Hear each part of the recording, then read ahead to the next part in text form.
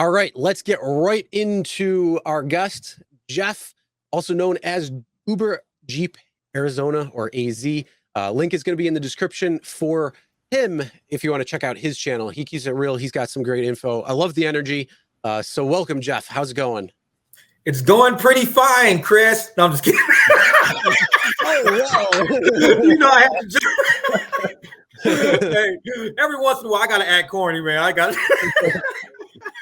All right. No. Listen. I want to see the bags of money. Why are you hiding the bags of money? Oh, man. Hey, the bags were out here this weekend, man. The bags was out here. And every time whenever I saw like all the black SUVs, I got happy because I knew it was money, man. It was just like, if you follow the black SUVs, you're gonna make money. That's all I kept saying, man. Yeah, you know what? First of all, I've known Jeff for a while now, and I don't love him because of his hustle, obviously, but also, for how inspirational and positive he is, about this gig economy. I mean, look, he does it all. He eats, he delivers food. When things slow, he knows how to pivot, right? He goes right, he goes left. One day he zags. And he's figured it out. I mean, look, there's no free meal in this gig anymore, right? In 5, 6, 7 years ago, man, you could just go drive and make $50 an hour, you'll be all good. But now you got to squeeze all the dollars out of the system. So with that said, hey, Serge, not to cut you off, but I think he was able to get a free meal this week. I think there was a free meal in there. I got a couple of free meals. Yeah, he got a couple. He got a couple. That's for sure. Yeah. So well, first let's talk a little bit about your wild weekend, man. I mean, oh man, it was right? Nuts. Yeah. I started out Monday, Tuesday, Wednesday, because I knew we had a lot of drivers in town. So the market changed. The police had everything blocked off. Everything was locked up. So drivers had to go out early to figure out what was going on. So I drove around Monday, Tuesday, Wednesday on all different parts of town, just figuring out what was locked down, who had the bomb sniffing dogs. I had everything going on, man. So once Thursday hit and all the planes was landing, I stayed away from the airport because it was just way too packed. And I started hitting all the clubs and all the hotels where everybody was going. And I mean, I was banging out Thursday, $700. I think Friday, like over $800. I ended up in 4 days. After 4 days of driving, I had already hit. No, it was 3 days. The first 3 days, I had already hit like $2,500 in 3 days. The first 3. So I was like, something's going on. I'm like, this is crazy. So if I'm making that much money, the apps must be making at least like 3 times more. So I'm like, they must have been cleaning the house. And this was the weekend that it was a win-win-win, right? I mean, the PACs didn't complain; they had the money to spend. The apps made the money, and you guys made the money. I mean, there's nothing to complain. Like, I wish every day was like this, right? But dude, now I couldn't complain. Yeah, and tell me this first of all. I mean, you had 2 big events going on, not just Super Bowl, right? You had actually a bigger event, which is called the Waste Management Open, which is like 150,000 people go there. Biggest party on the West Coast, man. Yeah. So, but that's a yearly thing that happens in your town. But for the Super Bowl and that one to be combined is like, that's the tornado of all tornadoes right there, right? It was the perfect storm for making money. And I tell everybody, Waste Management doing it for a while, so they had it figured out. The Waste Management had the perfect parking lot, the perfect traffic. They had everything. So if you had a Waste Management hit, you were going to get in, get your person, and get out. Super Bowl wasn't like that. So I did 0 stadium rides. I was getting $50 offers to the stadium. Decline. $45 offers for like 12 miles. Decline. Because I knew it just gave you the time there and the time back. It didn't give you the wait time. Yeah. You would be sitting there for 35, 40 minutes. I'm like, I ain't going to that stadium. I was declining. I got screenshots. $50, $45, declining all of it. Because it was all to that stadium. And they didn't have it figured out yet. Because I went out there one night and did a quick short. And it showed all the cones and how everything was. Everybody was like, dude, it was a madhouse out there, man. And I knew it because I saw how it was set up. I was like, this ain't good. Something's just not looking good. So I stuck with Waste Management. Well, while you're at it, tell me, like, okay, you don't have to tell us exact numbers and get us all jealous, okay? Oh, I got it on my channel already. By the way, he has an amazing channel, Uber Jeep AZ on YouTube. Please, the link is below. I give him some subs, and he does really, really good work there. The reason I like the channel is because he stays positive. He talks about negative stuff, but also how you got to hustle and make the money. I mean, if I call him I actually offered him, he's funny as heck, by the way. So I offered him to be his agent, for us to go on, the Sunset Strip and hit all the, Next year we do it. Comedy Store, So like, we could make more money doing that when things are slow, Jeff. So it's like, I'm not telling driving. You stay at my house, no problem. Man, that's funny. We can do it. Let's do it. All right. So what was your overall take on it? Like maybe overall, the ballpark. Like even with the cash I was counting and everything, because I didn't count. I lose track of all the cash because people throw money at you all the time. So my app had about 3,500, and I had 3,300. I had about 3,600 total, like with all the cash and stuff I was counting. So I got about almost $200, $300 in tips, just in cash tips. So you grossed what people gross or make, let's say, on a W-2 for a month into 4 days, right? $3,600, man. Crazy, crazy. That's your walk-in. So tell me, right? I mean, obviously you're a veteran. You followed strategy. You didn't fall for any of the BS, right? Yep. That's you declined garbage nonstop. Yep. But tell us a little bit about now what's good about the gig economy in your town, but in general, and what it affords you to do with your time and with your flexible schedule. Give us some preaching, because you're also a preacher. By the way, he's a preacher too. So I don't preach. No, but I tell everybody I was a corporate guy like you for 20 years. I was a corporate accountant, and I was in the office, and everybody used to say, dude, you do not seem like an accountant. You're way too personable, man. But doing RideShare allows me to be me. I don't have to change for nobody. I can wake up in the morning, eat pancakes, knowing that I can go out and just be who I am, and I don't have to like act, too straight or act too wild just to fit in. Whoever gets in, I fit in with them automatically. I kind of feed off of their energy. They tell me what music to listen to. We going through my like little Spotify. We running, we having fun, $10 tip. I mean, it's like RideShare is like life. You're dealing with real live people every day. And you deal with a couple like crappy people, but it's rare. And sometimes people get in and they just having a bad day. And me being who I am, I kind of change that around it. And it just, you see the appreciation on their face, the way they talk, the way they get out of the car. It's way different in RideShare dealing with them versus, dealing with a customer at Walmart or a customer at like, a store. You're dealing with somebody on a very, very personable level to where we're hearing real life stories from them. And I feed off of that. I like that. I like living like that. It's like, it's true life, and I don't have to change and put on a suit no more and walk in and be like, the financial statements up to the, I don't need to do that no more. I can just go and just get in my car. Sup, dog? Oh, and on that, check this out. So this is funny. So I'm sitting in the car. Now I got this guy in the back seat. His name's Josh. Now, Josh has been an executive in the NFL. Picked him up from the Tahoe Biltmore, and that's a really, really ritzy casino. He's been in the NFL for 15 years being an executive. And I mean, he's telling us all these stories about him and Robert Kraft and all these people, and he's just laughing and joking. He's in my backseat kicking it. So we're at the Tahoe Biltmore, all black SUVs around us with my little orange BMW sitting dead. So we see Bryce Young. Bryce Young is the Heisman winner. He's like, what's up, Bryce? How you doing? Congrats on the Heisman, brother. Congrats.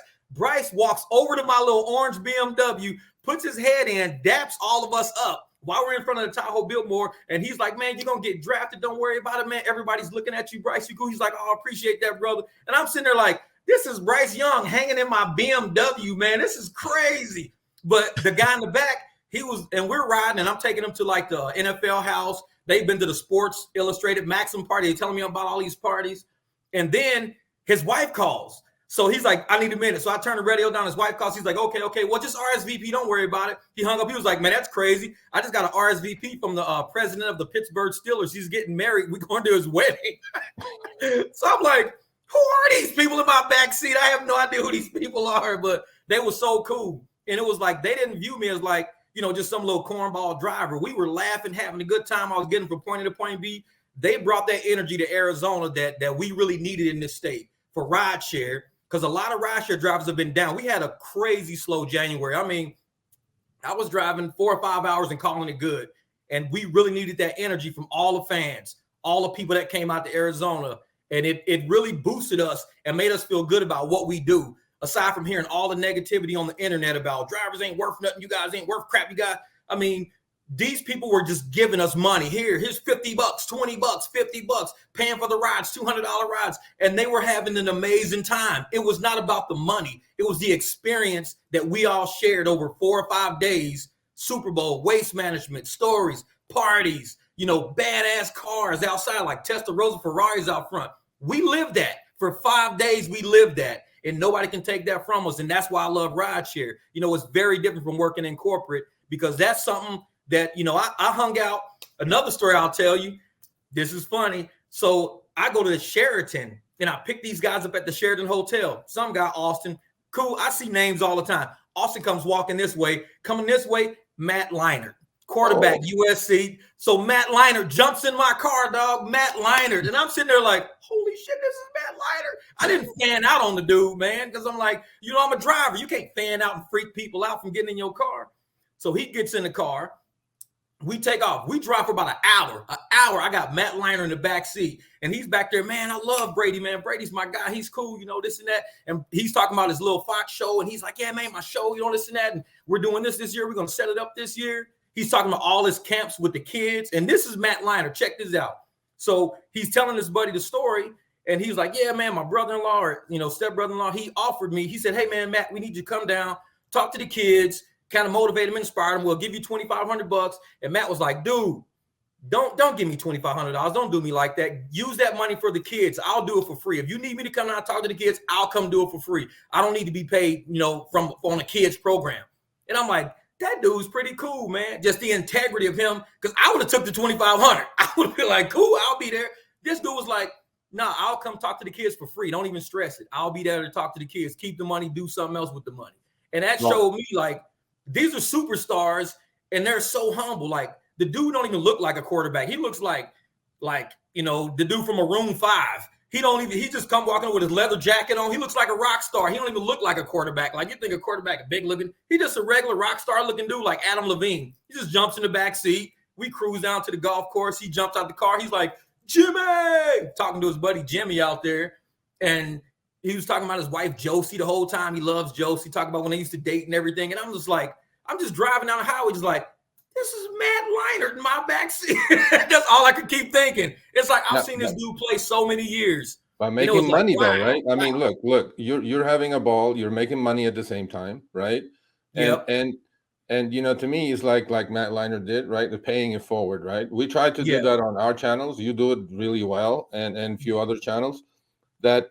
Look, we try to educate. We try to stop the stupid from being stupid by accepting garbage. You know what I'm saying? Yeah. And to me, it's like, that's all we can do, right? And then and then spread the word. And it then keeps our value up. When people stop accepting the low rides, because like I said, the time and the miles both matter. Because they offered me $50, and I was like, I know where that $50 is taking me. It's taking me to that stadium, and I'm going to end up getting an average of $25 an hour. It's like during Super Bowl, I'm not taking $25 an hour. That's not enough, because I know I'm going to be stuck out there in Glendale, sitting in traffic, and it's going to take me 2 hours to get out there and get the people and get back for $50. It's not worth it. And you just got to know that. It's like the experience of you. A new person will see that, go, ooh, $50. I've never seen $50. They don't get it. There's like your time and your miles matter. I don't care if it's for 12 miles. I know how much time it's going to take me to go that far. Just to go around that stadium and screw around in there is going to take me a whole 45 minutes. I'm not doing that. So a lot of people got caught up with that. And that's what happened. I went back to my New Year's Eve video, and I told people in my New Year's Eve video, my first ride caught me up because I took somebody to a concert for New Year's Eve, and I sat there for almost an hour, and I made $25. I was hot. I was mad because I fell victim of my own stupidity. And I was like, I knew I could have did better than that. So this time, when they offered me twice the amount, I was like, nope, I already know what's. I mean, but you know what, though? But look, you're a veteran, right? Yeah. You just said it, right? You just went back to your New Year's video, and you learned. Not that you didn't know, you just made a mistake and you didn't repeat the mistake again, right? Yep. And that's what it's all about. I mean, a lot of people don't apply strategy, don't apply any of this, the 3 Ps, patience, position, planning, none of this. Well, all you successful drivers do the same thing. They apply the simple methods to rideshare. This is not rocket science. We're driving people around, for God's sakes, right? It's business. But then the difference between you guys, the top 1%ers and the bottom, is like huge. It's like 2x, 3x. And then they all go, how do you make that kind of money? That's a lie. You're not making that kind of money. I'm like, well, no, they are making that kind of money because they have a method to the madness. You know what I mean? Yep. You've got to have, like a lot of people fall because the apps are smart. They've got really intelligent people working on these apps, and they know human like activities and human behavior. And they know if they put a big dollar amount or they put something on there, it's going to get somebody to bite. An intelligent driver, they know won't fall for it. So they're trying to get somebody who's less. So they keep bringing in all these new drivers using these new tactics and stuff because they know the old experienced drivers are not falling for it. So they go, okay, we know these guys won't take the bait. Let's bait some new drivers. And the new drivers take it. And that's what keeps these low fares in our systems. Yeah. The moment everybody stops taking these low fares, these low dollar 50 cents per mile fares, 60 cents per mile, that's worse than the old way. So you can't go backwards. We used to get like 65 cents a mile plus like $1 or $1 a mile, 65 cents, something crazy like that. But taking 50 cents a mile means you're driving for free. You're driving for negative money. It's going backwards. And a lot of the newer people don't realize that. Yeah, negative money is coming up. We got a story coming up in just a couple of in a little bit. Negative money. Y'all get it, man. Y'all get it, man. It's like people don't see it. Jeff, I would love to have you on for the next 24 hours. I think you know what we should do. We should do like a telethon marathon live for like 24 hours. Dude, and then just put you in front of the camera and let you speak for 24 hours. How about this? Have Harry do a panel. And fly us out somewhere. We're all together, and then Arizona, that way man. I'm telling you. There you go, man. Arizona. We'll just go camp out at Jeff's house. Yes, we could do the panel right down on Scottsdale, where all the parties go. We'll do the panel at the club scene with everybody behind us while we're talking, and we'll tell people how. Because all of us use RideShare all night. And then we'll wear shirts saying, we have real jobs. Exactly. We do this for fun. Yeah. But look, I don't want to cut you off, but we're on a tight schedule. But I'll give you a couple of minutes to close. I know you're going to hang out a little bit longer with us, and then give your opinion on stuff that's going on. But give me a couple of minutes of why you do RideShare, right? And I know you do it on your channel, so preach us about why you do RideShare, what you like about it, what you don't like about it, and where is it going to take you? I mean, you cannot do this for a lifelong, periods of time. So tell us what your plan Bs are, and give us a couple of minutes about that. Well, the reason why I love RideShare different than like most people, because any job you have gonna have its ups and downs. I've had jobs I've hated before. There were days that I did not want to wake up to go to the office. Like literally, I was like, please, I just want to sleep another hour. With RideShare, I cannot wait because I got a clean car sitting in the driveway. It's money in these streets, and I know I'm gonna get it. I just know that. It's something in me that says I'm gonna get money today. And I love that feeling of waking up knowing today's gonna be a lucrative day. And even if it kind of falls flat, I can like break down why it fell flat. I'm like, you know what? I was in the wrong area. I was this and that. I put it on me because if I can put all the issues on me, I control the situation. A lot of people want to put it elsewhere. So you're giving control to everybody else and everything else. I take full blame for my failures and my success in RideShare. So I don't care if I have a bad day because I know it's all on me because I can have just as quickly have a good day. So only in RideShare can you do that. You are in control of your destiny. The apps are not in control of your destiny. They'll try you and you'll fall for it, but you're in control of your destiny. So I tell a lot of new drivers and stuff like that, you're going to have some really hard days. Days you can look on my channel. I got days where I've hit $95 and called it good. I'll come to my garage and clean my car or something. Have a hobby, have a mental outlet other than RideShare. If you don't have a mental outlet, this job is going to drive you into the ground. So my mental outlet is working on my cars. And like I said, I used to own a shop. So after RideShare, I can go back to working on cars for people. I could do that. I could build parts, design parts, whatever, try to sell a copyright, who knows. But RideShare won't be forever, but it's really good for my mentality now because it just allows me to be me. I don't have to change for nobody. I don't have to be corporate. I just love just waking up and just being, if I'm done for the day after 2 hours, I just say, I think I'm done for the day. I made $150 in 2 hours. I'm going to call it good today. And that's just how this day go. I don't have to work a 10-hour day to be happy. I could work 4 hours and be like, I think I'm done for the day. I'm going home. So with that said, look, man, with that said, I honestly, we will definitely have you on again, I'm sure, at some point. And I mean, anybody, please go to Jeff's channel, listen to his preaching. There's some crazy stuff on there. His preaching, he kept it clean today. On purpose. He's a little different there. Hey, I tell people sometimes I cuss because cuss words is like adding spice to food. You got Thai food, Mexican food, then you got ice cream. Today was my ice cream day. I love Cold Stone. Now, I might have a Mexican day later this week and go nuts and just put spice on it. All right, thank you, man. Thanks for coming on. But So stick around because couple of these things are from your neighborhood. So yeah, I like to hear. Yeah, I want to hear this. I want to see. You're about to see this stuff, so I will see your reaction. Oh, let's see. Yeah. All right, let's go, Chris. What you got? What you got? Right. Oh, yes. Well, thanks for coming on again. Yes, link is going to be in the description. So if you want to check out Jeff's channel, head over there, follow him, and yeah, it was. We got a lot to cover right now, so we're on a little bit of a time crunch there when it comes to it. But thank you for coming on. Sharing your experience, especially when it comes to taking these bait rides and kind of differentiating. You probably, I mean, that's the whole thing. Same thing. I did one pickup from the Ralph Wilson Stadium. It's now Highmark Stadium for the Bills. Did one.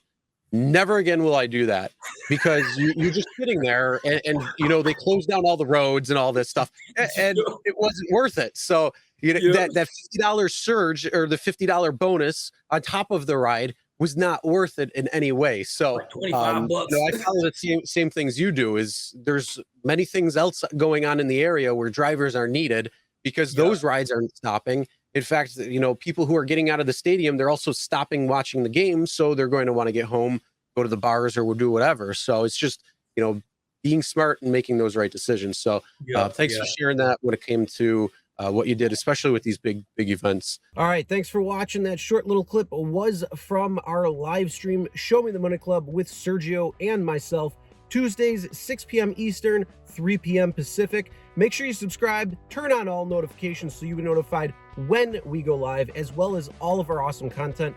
Make sure to check out this video right here, which will take you to the entire live stream, or check out this video right there. All right, drive smart, everyone.